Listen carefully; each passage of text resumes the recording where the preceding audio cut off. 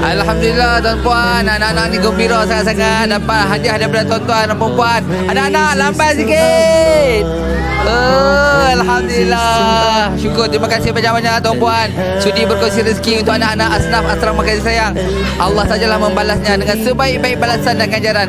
InsyaAllah, amin amin. Setiap makanan yang dimakan mudah-mudahan menjadi sumber kekuatan untuk anak-anak ini untuk memperbanyakkan amal soleh, kerja-kerja kebaikan, kebajikan. Allahumma salli ala Sayyidina Muhammad. Ya Allah, di petang Jumaat yang penuh barakah ini, ada pakcik-makcik yang baik hati memberi kami makan kuih tahu goreng, aiskrim dan roti. Ya Allah, Engkau limpahkanlah kepada mereka rezeki yang melimpah ruah. Engkau limpahkanlah kepada mereka zuriat yang penuh soleh dan soleha. Ya Allah, mudah-mudahan mereka mendapat syafaat baginda Rasulullah sallallahu alaihi wasallam dan ditempatkan di syurga bersama orang-orang yang beriman. Amin amin ya rabbal alamin.